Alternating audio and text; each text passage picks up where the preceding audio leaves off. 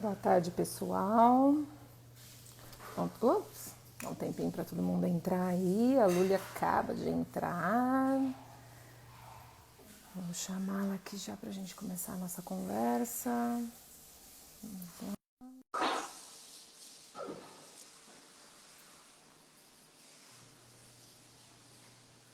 Entrando aqui a nossa rainha das lives no Brasil.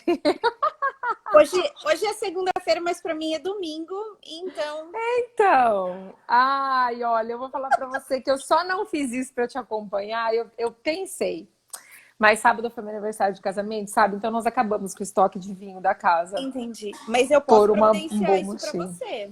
Por favor, Posso. então, quem pretende me presenciar, me dê vinhos, porque não tem mais estoque de vinho em casa. Nem suco de uva para fingir que era vinho. Nem falo nada, isso é uma vergonha. Mas foi por um bom motivo, fala sério, Concordo. Mas não, né? uma casa não pode ficar sem vinho jamais. Não, é símbolo de fartura, né? É. A minha tá Eu muito amo, farta, amiga. eu amo assistir as suas lives só para ver você tomando vinho. Para quem gosta, hoje eu tô tomando um vinho de uvas extintas, espanhol, que é de um crowdfunding. Que foi feito porque as uvas não existiam mais. É Kenner Stuss. Uau! E, meu, fantástico. A gente comeu com molho Uau! italiano e sardela, azeitona e parmesão que eu trouxe de BH. Meu Deus! Como transformar uma coisa muito simples em gourmet.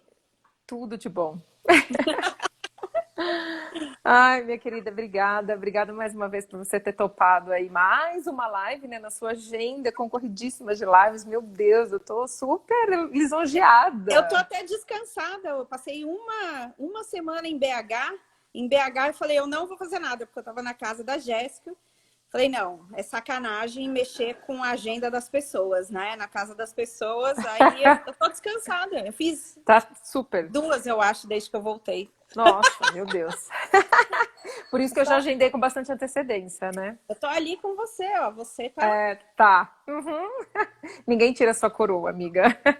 Bom, antes de começar o nosso assunto, né, vamos falar aí sobre o nosso projeto maior, né, em realizar essas lives, que é o projeto de lives solidárias. E nós estamos esse mês de maio arrecadando fundos para o projeto Cocheira Fraterna, além de arrecadar a grana na vaquinha. Também, gente, quem quiser doar qualquer tipo de material de consumo, de ração, de suplemento, a Univital já doou suplementos, a gente já teve doação de ração, se eu não me De engano. sal Então, assim, mineral. sal, tudo que a gente sabe que usa-se, né, na criação dos cavalos. E também, assim, eles recebem muitos cavalos para reabilitar em condições, né, de saúde diversas, então até material para fazer curativo, tudo é muito bem-vindo, tá? Além A de tudo, é um Tatiana, projeto muito legal, porque os animais não ficam para sempre lá estabulados, né? Ela arruma tutores, novos tutores para os sim, animais responsáveis, que possam dar uma vida de qualidade para esses animais.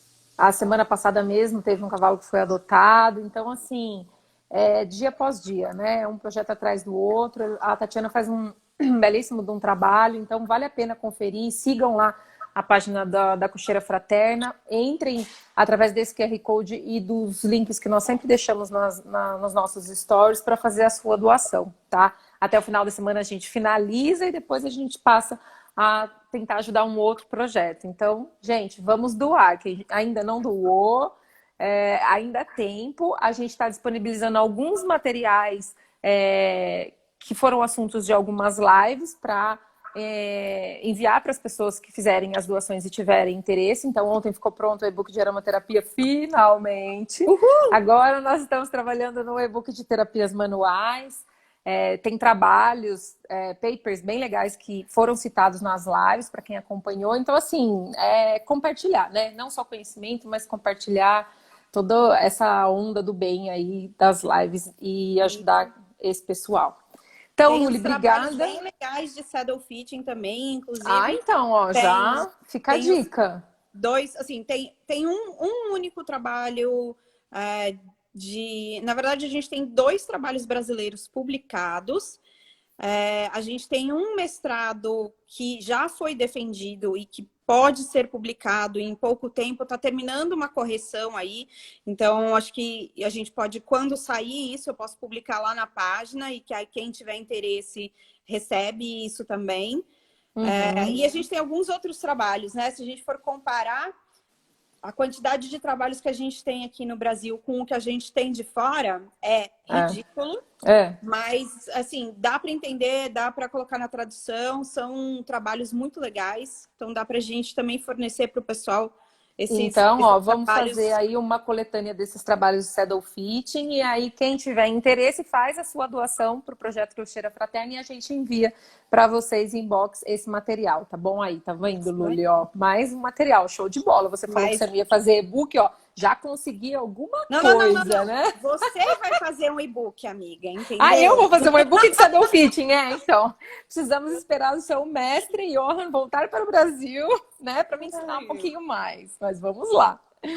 Bom, gente, então entrem na página da Luli, a página Saddle Fitting Brasil, que é muito legal, né? Um conhecimento muito específico sobre essa técnica sensacional que na maioria das vezes faz a grande diferença, é a cereja do bolo em você conseguir reverter a grande causa, principalmente das lombalgias, né? Lombalgias e algumas questões de coluna que a gente vai falar agora, né? Não só de coluna, né? Mas enfim, a Luli vai falar, além do saddle fitting, ela vai falar também sobre quiropraxia, que é uma outra técnica que ela faz, além, né, de todas as outras técnicas que ela faz, porque agora ela vai falar um pouquinho mais a respeito sobre ela, né? Todo mundo já conhece a Luli, mas enfim, ela vai falar um pouquinho sobre as técnicas que ela aplica na rotina dela, sobre a formação, tá? E aí a gente vai falar não só sobre saddle fitting, mas sobre toda essa interação. A minha proposta para a Luli foi essa, falar sobre a interação da quiropraxia, do saddle fitting e kinésio equine, que ela usa também, tá? A Luli foi um dos nossos brilhantes alunos que passaram pelo KT1, pelo KT2 e pelo KT3, que concluiu toda a formação. E é com muito orgulho que eu venho convidando esses profissionais que passaram aqui pelos nossos cursos para dividir toda essa bagagem, toda essa experiência com a gente, tá? Então, Luli, fala um pouquinho sobre você, sobre como você começou com essas todas terapias, e aí a gente vai falando sobre, porque tem muita dúvida, muita dúvida. Vamos lá. Então, bom, obrigada pelo convite. Primeira coisa, assim, eu acho que não só o projeto da Crocheira Fraterna, como esse projeto que a gente engajou de lives, na questão não só a live solidária, mas como poder levar um pouquinho do nosso conhecimento, daquilo que a gente vive, né? Não necessariamente é o certo e o errado para todo mundo, mas o que a gente coloca aqui é o que deu certo para a gente. E como levar isso para todo mundo nessa época onde a gente não pode estar dentro de uma sala de aula, onde a gente não pode estar nos mesmos lugares, não tem prova. Então, um jeito de chegar até quem está pronto para essa quantidade de informação que a gente tem. E a minha vida sempre foi cavalo, né? Assim, eu nunca cogitei outras coisas. Até para me provar, eu, na época da faculdade, fui fazer uns estágios em clínica de cachorro e gato. E fora da realidade... Não rolou. E parecida com você, assim, o meu turn de profissão, ela veio depois de 8 anos de carreira, né? Eu não lembro direito a sua data, mas eu vim da clínica e da cirurgia, que para mim, assim, até hoje em dia a clínica é soberana, né? Quem não sabe clínica não pode fazer o que está além da clínica, né? Óbvio, existem especialistas, né? Você falou isso nessas lives esses dias. Existe especialista para tudo. Só que antes de chegar no especialista, muitas vezes você precisa do clínico. É conhecimento básico, né? E assim, não me arrependo em momento algum de ter saído, mas também, assim, foi o maior aprendizado que eu tive dentro da veterinária, né? E é onde eu acho que fica mais acertativo você saber para quem pedir ajuda, para onde mandar, para Sim. onde direcionar, né? Então, não é assim, simplesmente, tipo, não deu certo aqui, o que que eu faço? Aposento o cavalo. Não, a gente tem uma gama, um leque de coisas. E, assim, hoje, pelo tempo de clínica que eu tive, foram 8 anos dentro dos lugares, assim, de mais visão veterinária no Brasil, que foram dentro das hípicas em São Paulo, né? Sim. Não dizendo que as outras não são grandes, né? Paraná, tem lugares em Minas Gerais, Brasília, Bahia, mas querendo ou não, a tecnologia e as coisas chegavam antes para a gente Sim. em São Paulo. Então a gente tinha um avant-garde aí que nos dava uma ficha a mais. Uhum. De pelo menos ver as coisas antes. Não que todo mundo usasse e tal, mas então a gente tinha muito acesso. Mas eu descobri que não era aquilo que eu queria para todos os dias da minha vida. Que eu queria alguma coisa a mais. E foi quando eu pedi demissão da equipe veterinária onde eu trabalhava, e foi onde eu resolvi parar e escolher um novo caminho. Foi quando eu escolhi a quiropraxia, que assim, a visão da quiropraxia para mim era uma nova vida, né? Um novo momento de vida. Como ser melhor naquilo que você está fazendo, como dar mais qualidade de vida, como fazer a vida equilibrar. E eu só aprendi isso quando eu fui ser atendida por um quiropraxista, né? Hoje em dia, Nada como sentir na pele, né? A técnica que a gente faz. isso, e assim, eu fui arrastada na primeira vez. Eu fui com medo, né? Porque todo mundo falava assim, é aquele negócio que estrala pescoço, que faz tá, assim. E eu falava, será que eu vou? Não sei se eu quero ir. Foi feito pirotécnico, né? E hoje, assim, uns comentários que a gente faz, quem é meu quiropraxista hoje em dia ainda é o Pablo, né? Desde aquela época, vai para 9 anos já. E os meus ajustes começaram de um jeito e hoje elas são de outro, porque ele conheceu o meu corpo, né? Sabe como o meu corpo reage a cada ajuste. Eu comecei a identificar, olha, o que está me doendo hoje é a lombar ou a torácica, mas eu tropecei ou eu pisei errado. Então, a condução é bem diferente. E quando você sai de uma sessão de quiropraxia, é como se algo entrasse no eixo. Literalmente, como se alguma coisa entrasse no eixo.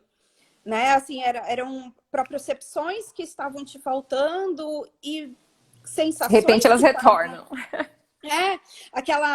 Aquele comichão que estava te dando no cotovelo, que você fala, por que é isso? E aí você entende que, poxa, um ajuste na coluna fez a neurológica do meu corpo voltasse a funcionar de uma forma melhor e, putz, olha que vida que eu tô tendo. Sim. E aí eu decidi que esse era o meu novo caminho de vida, era o que eu queria. E as outras coisas vieram por decorrência, né? Eu acho que hoje em dia não existe uma terapia superior, nem a melhor terapia, porque nós somos todos diferentes. Não só a gente como ser humano, mas os cavalos, os nossos clientes. Então, tem cavalo que vai muito bem na quiropraxia, tem cavalo que não quer a quiropraxia, que aceita a massagem, que aceita a fisioterapia, que aceita a reiki. E aí eu acho que entra o quanto você sabe o que você pode dar para cada paciente. E fazer seu, uma né? terapia personalizada para cada paciente, né? Não existe receita cavalo. de bolo, isso a gente cansa de falar para os alunos e nas palestras. Não adianta você entrar ali no WhatsApp, o que eu faço com o paciente? A única pessoa que pode saber o que você vai fazer com o seu paciente é você, que está ali examinando, sabe? Não tem não tem regra. Acho muito que, assim, os pacientes chegam para você quando você está pronto para aquele desafio. Sim. Né? Então, e na verdade, assim, quando você está pronto para aquele desafio, ele te brota como um estalo, né? Então, tem cavalo hoje que eu entro na cocheira, eu fui contratada para fazer quiropraxia. Mas, peraí, o que mais tem aqui que dá para fazer assim? BH foi uma dessas mostras para mim, né? Eu tava lá na correria fazendo vários cavalos assim, E daí eu cheguei numa égua assim, que simplesmente todo mundo falando na cocheira, proprietário falando, veterinário falando, e a égua super agitada e eu não conseguia uma aproximação com ela. Aí eu falei, aonde eu não tô entendendo e percebendo o que está acontecendo aqui dentro? E aí eu falei assim, tá bom, então não é quiropraxia que vai acontecer aqui agora. Deixa eu testar uma outra coisa. Aí eu entrei nela na sutil, acabou. Era o que ela precisava. Quando a égua baixou a cabeça e acalmou, o proprietário parou de falar, a veterinária parou de discutir, os telefonemas que estavam rolando do lado de fora nas cocheiras pararam de acontecer. E aí, sabe aquela sensação de, ok, a cocheira é minha agora?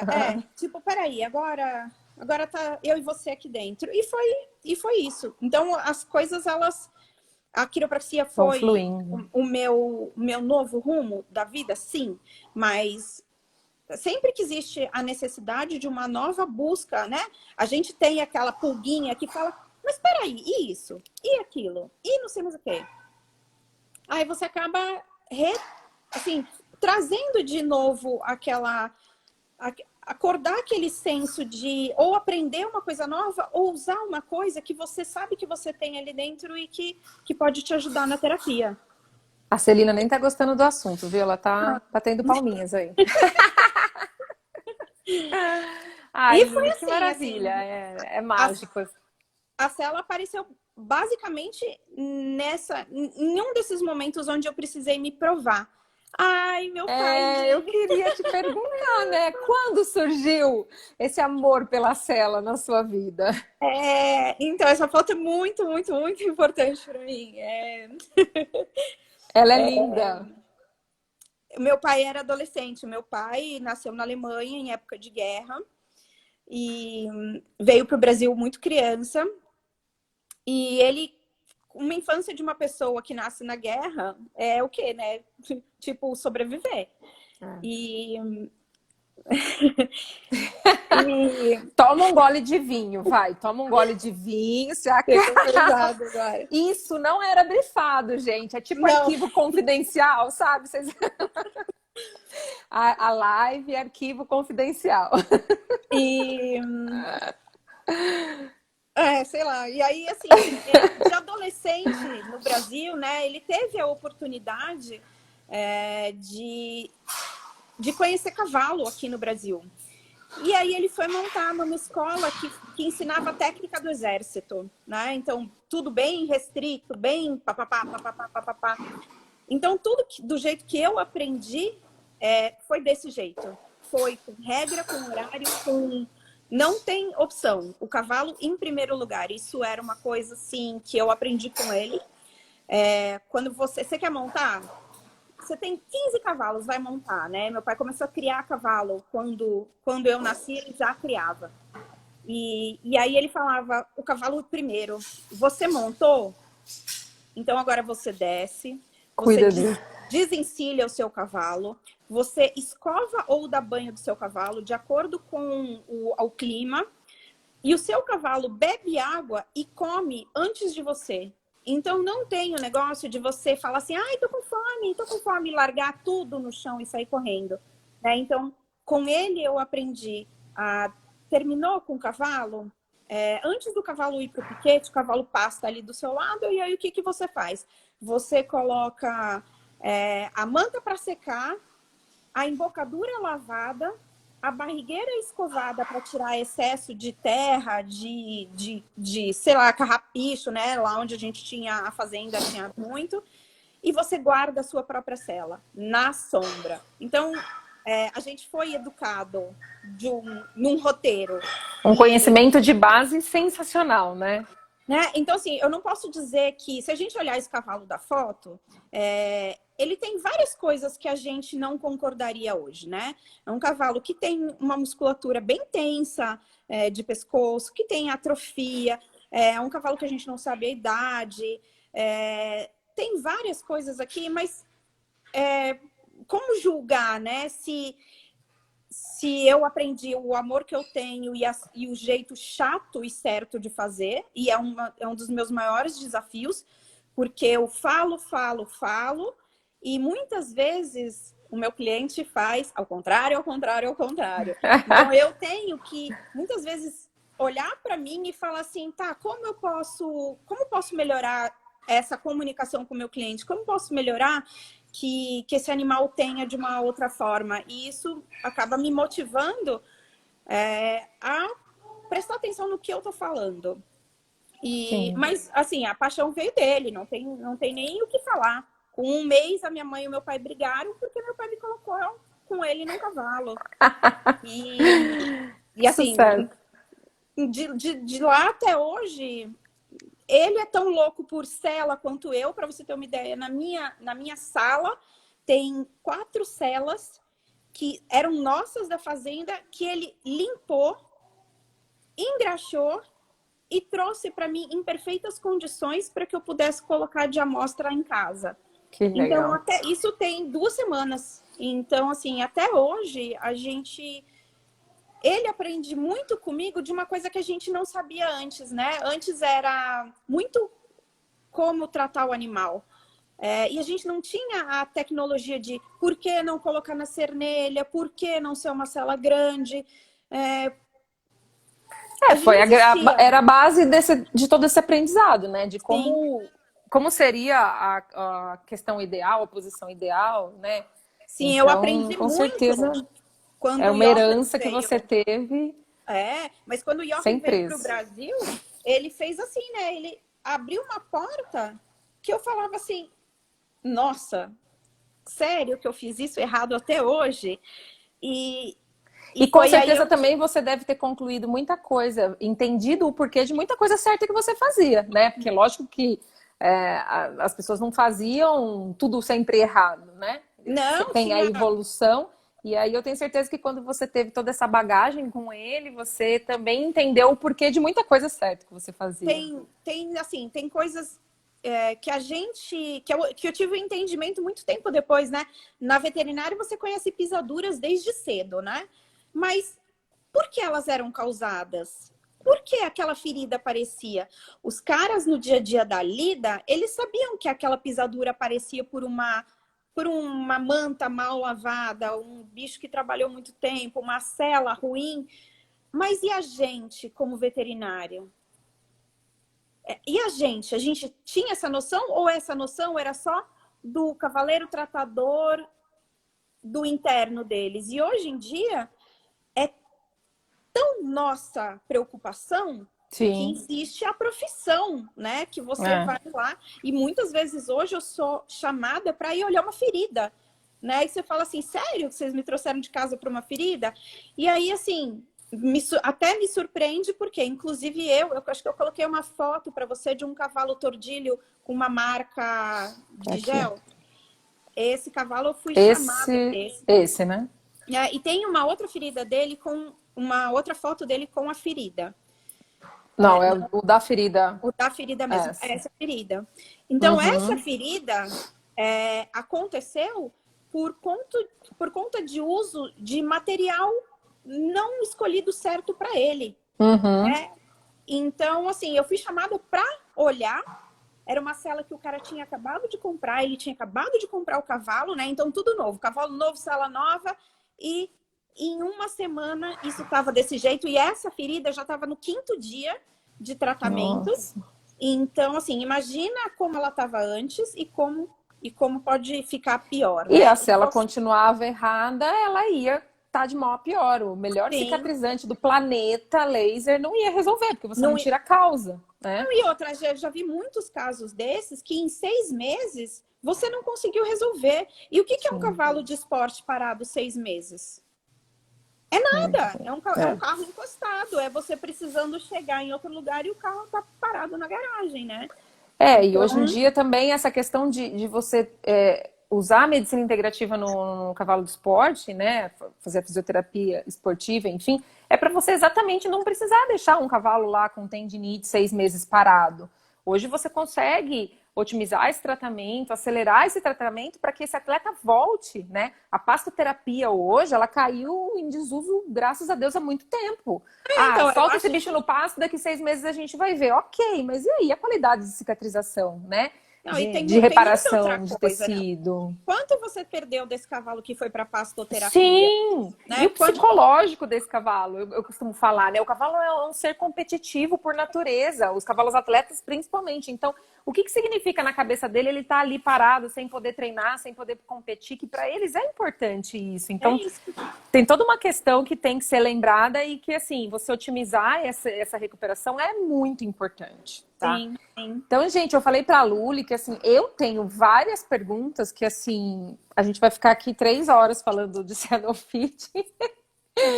E aí eu queria realmente... Ó, tem vinho pra tudo isso, né? Eu gostaria de começar fazendo algumas perguntas para ela e, lógico, fazer as perguntas também que chegaram na caixinha de mensagens, né? Para que a gente entenda realmente o que é essa técnica, o saddle fitting, a ergonomia de sela, né? A gente pode chamar aqui no Brasil de ergonomia de sela, Lúlia, é isso, né? A gente raramente usa isso, mas a ergonomia de sela, ela explica realmente o que é, né? Ergonomia é tirar as medidas, fazer pelas medidas. A ergonomia é a medida de tudo, de qualquer coisa. E, inclusive, escutei de um cliente que é engenheiro. Eu preciso fazer a ergonomia da altura da pia da cozinha. E aí eu olhei para ele e falei, nossa, você usa essa palavra? Aí ele falou assim, eu uso. Cada família tem uma estatura. Olha, e o jeito correto por exemplo, para as pessoas que vão, tipo, lavar muita louça ou fazer muita coisa, ou, enfim. É um padrão, né?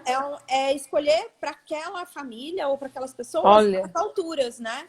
De como fazer. E para o cavalo e para o cavaleiro é exatamente a mesma coisa. Isso. A ergonomia do cavalo, a ergonomia da sela. Então, fala pra gente, assim, uma definição rápida do que seria o saddle fitting, a ergonomia de sela, para as pessoas tentarem entender se é simplesmente você ir lá, simplesmente não, né? Se é você ir lá e você construir uma sela para aquele cavalo, ou se você também pode ir lá avaliar o cavalo, ver se aquela sela está adequada e modificar, transformar, reformar a sela, né? Então, explica pra gente rapidamente como você faz esse trabalho de saddle fitting, de ergonomia de sela. No Brasil, assim, eu vou até dizer, eu instituí que fosse assim, por quê? Porque não existia alguém que fazia isso dessa forma antes, mas no mundo inteiro raramente se reforma uma sela. De acordo com a nossa condição monetária brasileira, a nossa economia, muitas vezes não tinha como eu chegar pro dono do cavalo, pro cavaleiro, pro proprietário e falar assim, olha, sua sela não serve, joga no lixo e vamos arrumar outra. Não tem como. Então, eu tive que trazer essa reforma aqui. Então, para nossa realidade. No Brasil, sim, a gente reforma algumas das selas para que elas sirvam ao conjunto cavalo e cavaleiro, né? Existe o saddle fitting, é fazer as medidas ou verificar se as medidas estão corretas para os dois. Não existe mais o cavaleiro experimentar a sela só para ele e nem a gente olhar para o cavalo e falar assim, não, a sela tem que servir para o cavalo. O ideal, o adequado, o justo é que o conjunto possa trabalhar bem. Porque a partir do momento que eu desequilibrar um dos dois, o segundo está sofrendo as consequências do desequilíbrio que eu poderia ter acertado. Então... Perfeito. Basicamente, resumindo, o saddle fitting é isso. E você é a única ergonomista de sela, não sei se eu posso chamar assim, mas formada realmente em saddle fitting no Brasil e certificada para realizar essa técnica. Você é a única, certo? Certificada, sim. Tem bastante veterinário hoje que já entende de sela. A gente tem alguns bons celeiros que têm o know-how do que é um cavalo, né? Não me entendam mal, mas entendam que para fazer um sapato, você tem que saber o que é um pé. Para entender o que é um cavalo, você tem que ser veterinário, né? Tem que ter essa mão. No Brasil, somente veterinários podem exercer essa função, porque a gente precisa fazer o entendimento da anatomia. Da anatomia. Né? Não é só saber que é um dorso, uma cernelha e tal, não. Você tem que Até saber... mesmo porque você vai lá, você vai avaliar e você vai desenhar a célula, você não vai fazer, né? E Você muitas não é, vezes... você vai mandar para uma celaria para Isso. fazer, né? E muitas vezes não depende só da gente, é um trabalho em conjunto, porque muitas vezes as células já causaram lesões, então você tem que voltar um pouco e recolocar o clínico na jogada, colocar fisioterapia na jogada. Sem fisioterapia, a gente não é nada, não adianta eu dizer qual célula sim, qual célula não, se o animal já tem alguma patologia que ela não vai sair do lugar se eu não melhorar a célula. Muitas vezes, sem fisioterapia, eu não consigo de nada. Fisioterapia aqui, além de tudo, eu tô falando de terapias complementares, não tô falando Sim, só de a medicina aparelhos. integrativa, né? Isso. E as terapias Então, manuais, enfim, o que o cavalo precisa, na verdade, né? e acaba virando um conjunto, né? Sim. Tudo isso.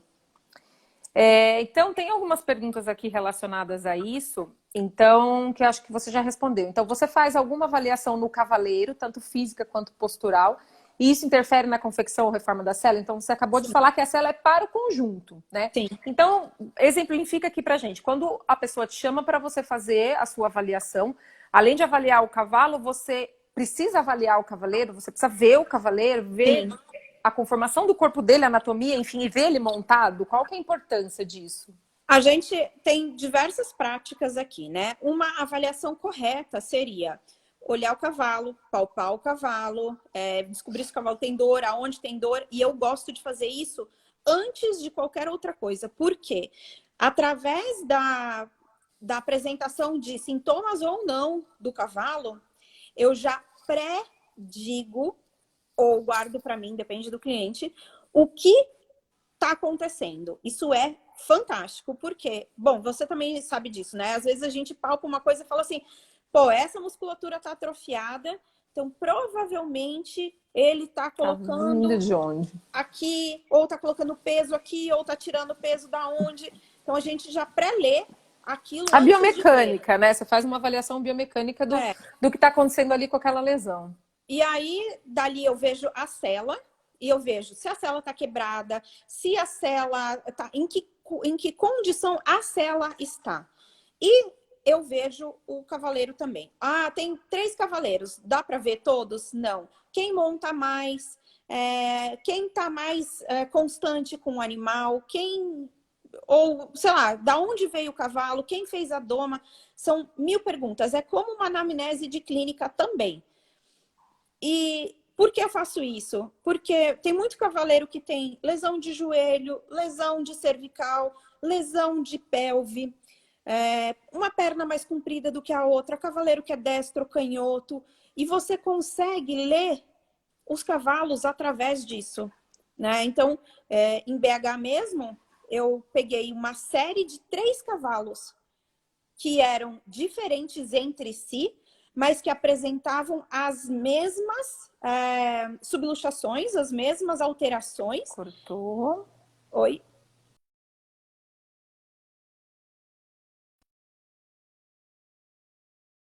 Lá? Oi, tá me ouvindo? Acho que eu. Você sumiu ou eu Oi, sumi? voltou. Agora eu voltei. Acho que foi eu que sumiu ou você, não sei, mas enfim. Enfim, Enfim.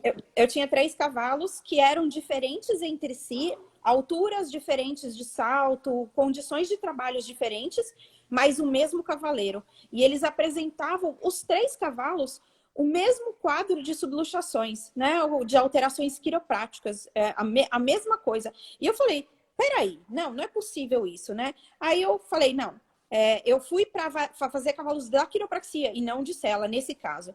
Só que aí eu peguei, pedi o cavaleiro, trouxe o cavaleiro, pedi para o cavaleiro caminhar, fiz perguntas para o cavaleiro, e aí foi incrível, porque o cavaleiro tinha uma cirurgia de joelho no lado onde os animais estavam mais tensos e com mais problemas, e o pescoço dos animais, a cervical do animal, travado, os 3 cavalos do mesmo jeito. Então, eu pedi para a pessoa me mostrar a postura, como ela montava, pedi força, medir a força dos 2 braços, para conseguir entender que aquelas alterações, tá bom, estavam no cavalo, mas que vinham do cavaleiro. Então, Sim. Nesse momento onde eu tive que ir para a aula de anatomia humana, tive que aprender a fazer Que legal. exercícios fisioterápicos. Eu não sou fisioterapeuta de humanos, mas você indica, né? você fala assim, olha, aqui a gente precisaria desse fortalecimento, você precisa achar alguém para te ajudar com fortalecimento da sua musculatura, porque quem tá sofrendo a consequência é o cavalo.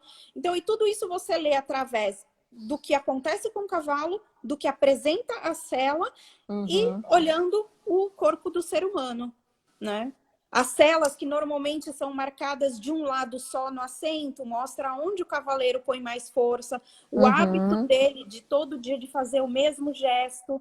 Então, assim você vai lendo o que o conjunto precisa.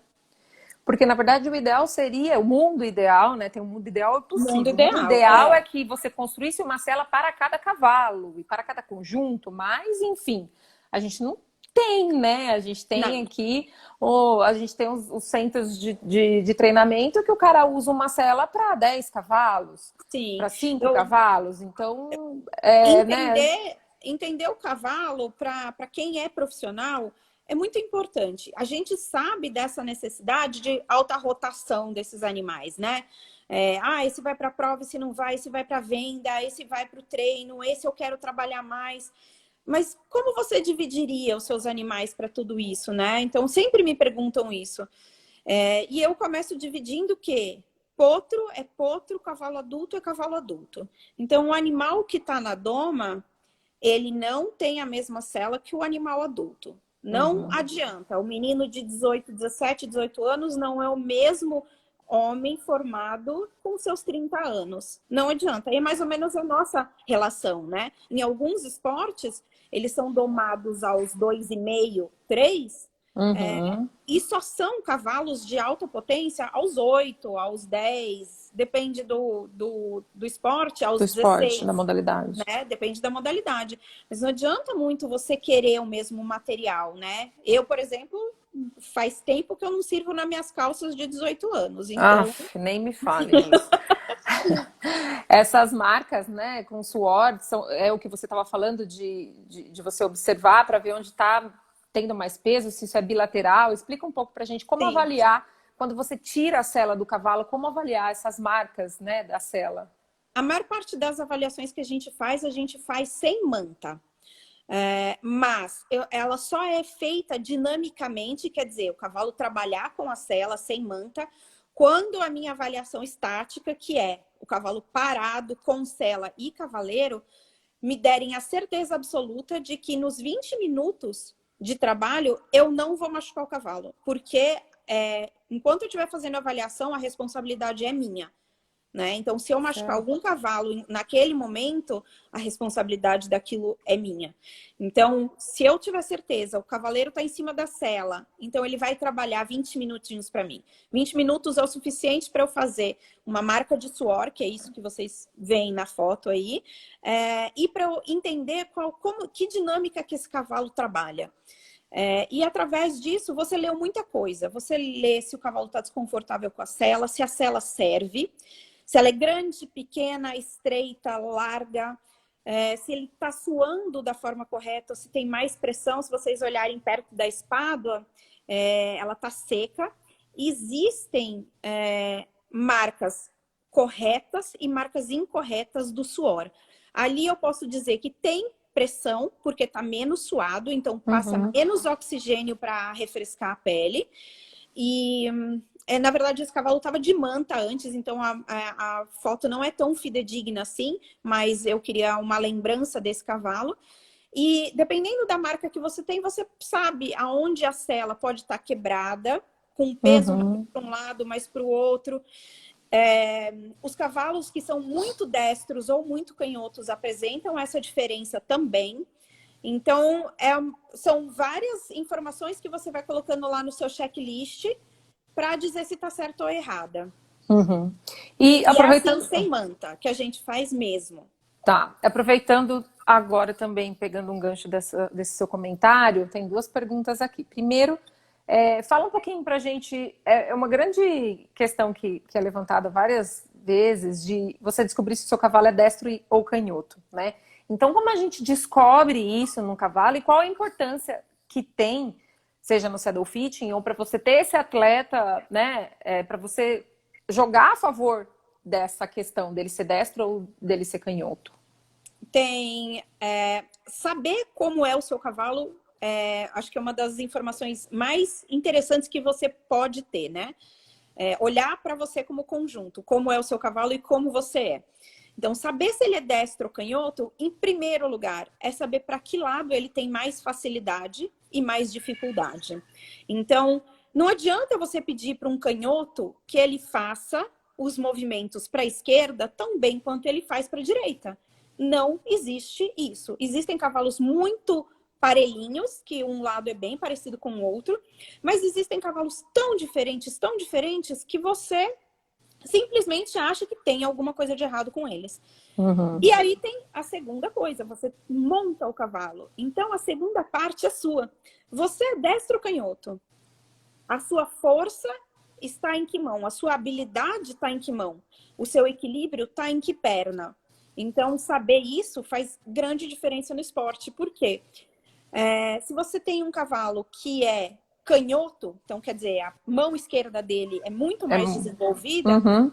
por que você não escolhe 2 tambores para o mesmo lado? É isso que eu ia te perguntar.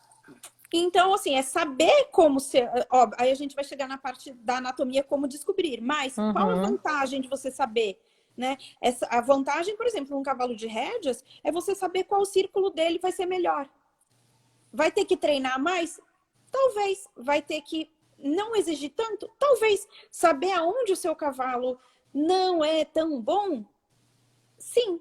Né? Agora, por exemplo, no tambor, onde você tem a opção de fazer 2 De tambores mudar o para um percurso, lado, né? né? E mudar o percurso, pô, usa a seu favor. Se o Isso é cavalo muito faz legal. 2 de um lado e 1 do outro, então é aí que vem a esperteza, a inteligência do domador, do treinador, do cavaleiro, de olhar e falar assim, ok, eu posso mudar o percurso. Quanto você Então ganha isso aí? geralmente é um feeling mais que o cavaleiro vai ter para ele descobrir se aquele cavalo é destro ou canhoto. Mas falando agora de cavalo, de conhecer cavalo, qual é a diferença? Normalmente, a espádua dominante, a mão dominante do cavalo, ela é mais larga, às vezes mais musculada, e ela é mais cranial. O que ela quer dizer? Que ela é mais para frente Para do que a frente, outra. tá. Então, você pode olhar de baixo, ver qual é a mais gordinha, né? Você pode olhar de cima e ver qual é a mais cranial, tendo onde levar vantagem do seu cavalo. Tá. E você já reparou, eu percebo muito isso, diferenças nos cavalos de tamanho mesmo, de espessura, de trapézio torácico. Então, Sim. no começo, quando eu comecei a trabalhar com físio, eu falava, meu Deus, por que é isso? Isso é uma hipertrofia, uma hipotrofia. Aí depois chegou uma santa criatura que me falou assim, não, esse cavalo, ele é destro, ele é canhoto. Então, existem essas diferenças. Porque daí, desde novo, o cavalo, ele pasta com uma mão para frente, com uma mão para trás. E isso faz com que a musculatura do lado que ele é dominante, ela se desenvolva mais, né? Então, quando você olhar, geralmente os cavalos eles têm um lado do trapézio torácico mais desenvolvido do que o outro. Então, daí talvez seja uma forma de nós, veterinários, só simplesmente no exame estático, olhar e falar, não, esse é destro, esse é canhoto, né? Lógico que é um conjunto, né, de avaliações. Na época que a gente começou, mais ou menos, assim, eu vou te falar da parte clínica, né, da avaliação clínica. O que a gente queria na clínica? A gente queria um cavalo perfeito. A gente queria um cavalo quadrado, um cavalo aprumado.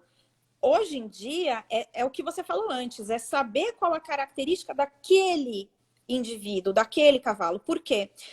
A mania de equilibrar casco. Poxa, se ele é destro ou canhoto, existe um trabalho desse, eu ainda não consegui ler o trabalho, a gente não conseguiu a liberação ainda, feita na Universidade de Zurique, que mostra como os cavalos destros ou canhotos fazem mais pressão. Então, que o high heel, low heel, que a gente via antes, muitas vezes é é dele ser destro ou canhoto, e não disso ser uma diferença de casco que você Sim. precisa alinhar. Se você desequilibrou o casco, você perdeu o resto. Você está mexendo em não sei quantas articulações, colocando mais peso naquela mão onde você tirou o casco. E Então, a grande questão é descobrir o que é patológico e o que é fisiológico, né? Que foi o caso sim, desse.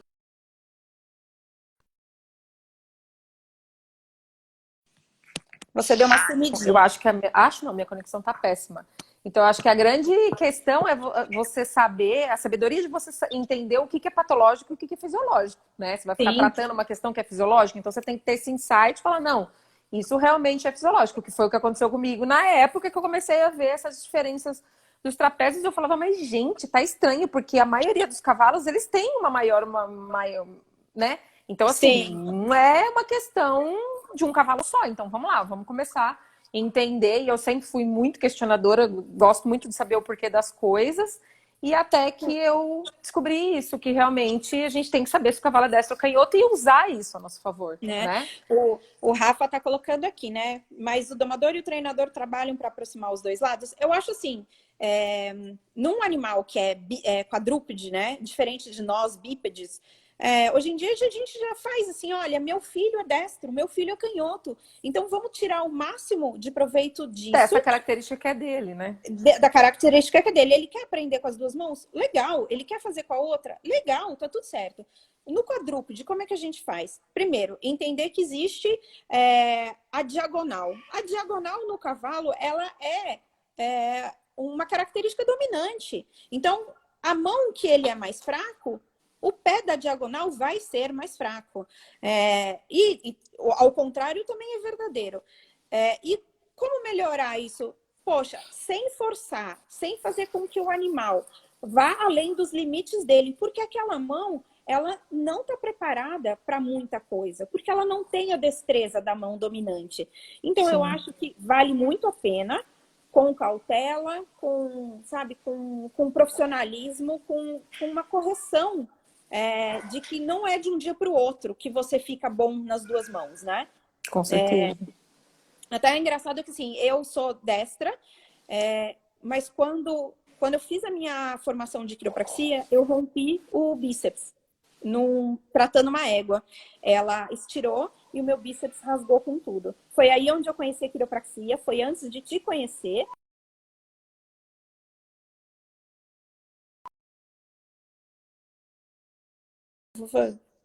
Voltou. Eu não sei o que está acontecendo aqui, mas a conexão deve estar ruim hoje. Então, E aí, você rompeu então, o assim, bíceps? aí eu conheci, né, eu já estava na quiropraxia, aí eu conheci a kinésio, porque com o bíceps rompido, totalmente rompido, eu tive que esperar 3 semanas para a cirurgia. E eu trabalhei com kinésio 3 semanas no meu braço. Óbvio, eu não flexionava mais cavalo nem nada, mas eu conseguia fazer muita coisa, né? A kinésio, assim, foi a santa Sua reabilitação. das minhas semanas, né? Uhum. Entre a cirurgia e a lesão. Mas eu tive que aprender a fazer outras coisas com a mão esquerda. Então, chegou uma época que eu comia japonês com a mão esquerda, no hashi. Então, assim, eu queria muito comer japonês, mas a minha mão direita não fazia nada. Então, o que eu tive que fazer? Aprender a comer com a outra mão. Aprender, Mas não que Então, você tenha virado canhota, né? Você não virei continua. canhota, né? Uhum. Mas eu tive uma destreza melhor. Então, você quer ajudar seu animal? Você descobriu qual a dificuldade dele? Então, tá. Então, ao invés de você dar 3 voltas no galope da mão direita, você dá 2 na direita e 3 na esquerda. Sei lá, tipo, eu não sou eu que monto todo dia, mas também não chega e fala assim, ele vai ter que aprender e eu vou dar 5. Não vai. É tudo devagar, é uma recuperação, né? Como uma recuperação da fisioterapia. Você não coloca tudo que você sabe num dia, porque uma parte não vai fazer efeito. Perfeito, Usar essa ferramenta, essa informação, né, a seu favor, com certeza. Isso. E você falou também sobre as mantas, né? Então eu acho que isso é uma dúvida que todo mundo tem. É lógico que para cada condição, para cada animal, para cada anatomia existe uma indicação. Mas fala um pouco sobre, quando eu uso uma manta de gel, uma manta de pelo de animal, de pele de animal, o que é todos os saddle pads, né, que a gente sabe que existem, e mantas, e fala um pouquinho sobre isso, usar, não usar, quando usar, fala pra gente. É Começa que... matéria, é coisa para mais uma live, né, mas tudo bem. Primeiro começa assim, a gente tem que entender que, ok, sela é sela, mas existem as diferenças de celas. Não dá para comparar o saddle fitting de sela western com o saddle fitting de sela inglesa. Justo porque elas são de formatos diferentes. Quem aprende um, aprende o outro? Sim. Quer dizer, não sei, eu aprendi, agora eu falei um negócio que eu nem eu sabia. Eu aprendi os dois, mas eu tive que procurar mais informação, porque da escola onde eu vim, eu aprendi tudo de sela clássica, só que eu tinha muito interesse no western. Você sabe, né? A minha paixão, meu negócio, assim, para montar e tudo é o quarto de milha. Então, eu queria saber mais sobre isso. O resto tá ligado ao meu trabalho, mas... E aí, entendi que as coisas são diferentes. A sela, a manta no western, ela vem para ajudar a equilibrar pequenos defeitos não, pequenas faltas de ergometria com o cavalo. Uhum. Se você errar na densidade, você já errou muito, mas ela equilibra. Ao contrário da sela clássica, da sela de hipismo, por exemplo, que independente quanto você colocar lá embaixo, ela vai continuar desregulada. Se ela tiver certa para o cavalo, a sela tiver certa para o cavalo, você raramente erra na manta. Só que se a sela tiver errada, você erra 100% nas mantas. E se ela tiver muito justa, você colocar uma manta vai piorar, né? Vai. Quanto mais você coloca embaixo de qualquer sela, na verdade, que não estiver certa para o cavalo, aí independente se é clássica ou se é western, se é de marchador, se é de crioulo, o que for, quanto mais você colocar, mais apertado fica. A relação que a gente sempre fala, é até repetitivo, é colocar 3 meias na sua bota que tá Que já ali tá no apertado. formato, que tá no formato do seu pé, assim, sabe? Formando o seu pezinho. Você colocou uma meia a mais porque tá inverno, poxa, no fim do dia, às vezes a bota laceia e você continua com dor. Aí você coloca mais uma meia, aí você começa com bolha, com ferida. E o que foi aquilo? Sela se laceia? Poxa, nem sempre se laceia. E o que tem embaixo da sua sela? A coluna vertebral do seu cavalo. Né? Então você não está Não é o laceando chão. o calcanhar da sua bota. Você tá laceando a Você está estrutura que causando está em cima. uma lesão primária aí importante que às vezes você está tratando as lesões secundárias e você não tem resposta. Por quê? Porque você não tira a causa, né? É a mesma coisa que você falou. Se você tratar as feridas que foram causadas pela cela justa E colocar ela de novo. E colocá-la de novo, você vai continuar com essas feridas, nada vai fechar essas feridas. Então, eu sempre falo, né? A gente sempre insiste nisso. Se você não tratar o problema primário, você não tratar a causa, você vai morrer tratando efeitos secundários. E você não vai ter eficiência. O proprietário que está investindo para que você faça o tratamento, ele vai se desmotivar, você vai frustrar as expectativas dele, né? Então, lógico que tem casos que a gente vai tratar a causa secundária, mas você fala isso, você diz para ele que esse prognóstico é um prognóstico reservado, que a gente não tem uma causa primária, até que se estabeleça essa causa, né? Mas eu acho que sempre é importante a gente cumprir as expectativas do nosso prognóstico. Tem aquilo, a frase que você falou na live desse fim de semana, né? Que assim, existe especialista, né? Para tudo hoje. Me chamou muita atenção porque para mim é muito importante assim a clínica como dominante, né? Como a real, e daí você ter, sim, a sua especialização, porque a gente não gosta de tudo, né? Eu, por exemplo, me formei em fisioterapia, e você me conhece há, sei lá, nem sei quanto tempo, eu não sou a pessoa que tem a característica de ficar dentro de uma cocheira, não sei quanto tempo, fazendo esse tipo, isso é minha personalidade. Então, eu escolhi outro tipo de levar essa condução, né? Então, mas se você não souber o que está acontecendo, o que é primário, o que é secundário, o que você vai tratar? E aí, imagina que vida frustrante se você não chega num primário e fica lá tratando a ferida e não sabe o que é. e a ferida volta. E daí o proprietário falou assim, não, peraí, isso realmente não tá adiantando, chamar outra pessoa. Aí Sim, você, é melhor né? que você chame essa outra pessoa, né? Sim, Então é o que eu sim, falo hoje, com o crescimento das especialidades na medicina veterinária, não tem mais como a gente negligenciar, gente, porque se você não dá essa opção para o seu cliente, alguém vai dar. Então é melhor que você dê. Você tem que ter o conhecimento, por exemplo, eu não faço quiropraxia. Já me falaram, ah, mas por que você não faz quiro? Eu acho maravilhoso, eu acho essa questão neurológica super importante, eu acho maravilhoso a quiro, tanto que você sabe, eu indico. Só que eu não me sim. vejo fazendo, né? Eu não tenho esse feeling da quiropraxia. E aí eu chamo, eu sei o que é a quiropraxia. E eu sei que eu posso chamar alguém para fazer bem feito, né? Mesma coisa E a do gente, shockwave, que eu sempre falo, eu não tenho shockwave. Eu conheço a Lídia que faz para mim, eu conheço Lídia ela, faz assim para mim como também. outros profissionais maravilhosos, a Manu, elas sabem muito sobre shockwave. Então você vai chamar alguém que sabe muito, né? Enquanto eu não tenho equipamento, enquanto eu não vou investir em aprender, porque é lógico que tudo vem da base de um bom aprendizado, né? Não adianta você sair por aí comprando equipamento, né? A Sem gente saber o que você está sabe, sem fazendo. saber o que você está É fazendo. isso. Então, se você não tem, se você não domina a técnica, saiba pelo menos o que a técnica oferece e quem você pode chamar, né? Então, eu acho que isso é a grande sabedoria de você fazer medicina integrativa e você saber ter todas aquelas ferramentas no seu cinto de utilidades para você poder Sim. ajudar o seu paciente, gente. E, Porque e se você não cada, indicar, alguém vai. Pode e ter cada, e certeza. cada, acho que para cada profissional tem uma característica, né? Assim, no meu caso, a gente tem a característica de eu amar isso que eu faço agora, que é a parte de cela, né?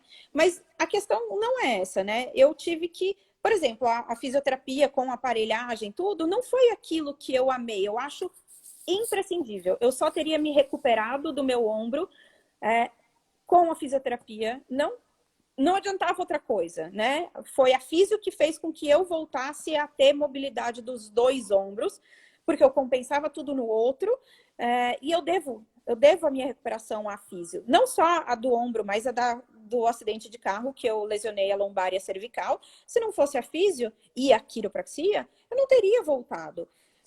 Mas assim, e aí, o que você pode usar? Poxa, eu depois de anos, comprei um laser de novo, né? Eu comprei e falei assim, olha, acho que eu vou comprar um laser. Por quê? Porque eu comecei a entender, olha, quanto tempo eu tenho de cocheira para cada cavalo? Eu tenho 1 hora. Em 1 hora eu tenho que fazer a quiro, avaliação de cela, decidir o que nós vamos fazer dali para frente e o que mais. Então, assim, ou eu vou fazer a sutil, ou eu vou fazer o axis, ou eu vou colocar kinésio, ou eu vou fazer um laser. Qual é o meu protocolo? O que o cavalo me disser. Sim. Eu vou E pegar um você tem a cavalo, formação, né, Luli? né? Você tem Eu a vou formação da fazer. fisioterapia. Então, você está habilitada hoje para usar direito um laser, né? Então, Aí você não você comprou o escolhe laser. Ah, eu também, vou né? comprar o laser para usar laser. Você tem a informação. Então, você fez o passo a passo natural das coisas. Buscar a informação, buscar o aprendizado e depois comprou o laser. Então, na E verdade, esse é o tem. passo a passo que todos deveriam seguir, né? E também tem uma outra coisa, assim, às vezes eu mesma penso, será que valeu a pena eu ter comprado o laser?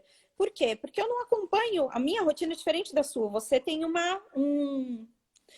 um mês com o cavalo, né? Você tem uma rotina disso, né? Eu vou ver ele daqui não sei quanto tempo, daqui 1 mês se for para fazer quiro, daqui 6 se eu for só para fazer cela.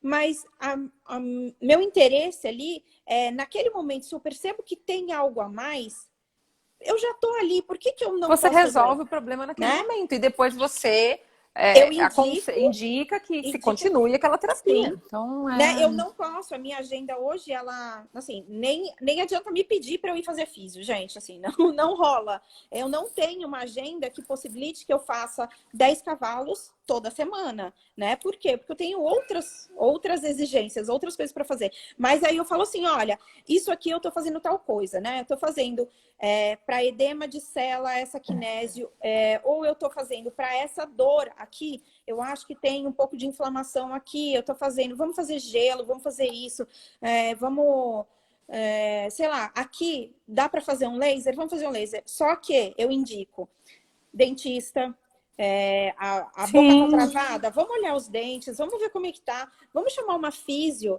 né? Eu saí, por exemplo, a ioiô, em BH, para mim, a ioiô era assim, um cavalo sim, um cavalo não, eu falava assim, a Yolanda tem que voltar aqui, né? Ou, ó, É. você conhece a Yolanda? Vamos trazer a Yolanda? Lógico, com o clínico do lado, nada foi meu direto para o proprietário, foi toda uma conversa antes com o clínico, para a gente entrar e falar assim, olha, eu posso resolver isso agora, mas isso aqui não vai zerar se ninguém mais fazer nada. Se não fizer uma manutenção, né? Isso. E a Então, Ioiô ingrata nem te levou pra tomar um vinho, que eu já tô sabendo, né? pois é, né? Eu nem acredito. E ela com certeza não tá aqui, mas eu deixo um comentário Mas para você vai ela ficar salva escutar. aqui no IGTV, ela vai ver. Pode deixar eu mandar pra ela o Então, link. pois é. Ela vê.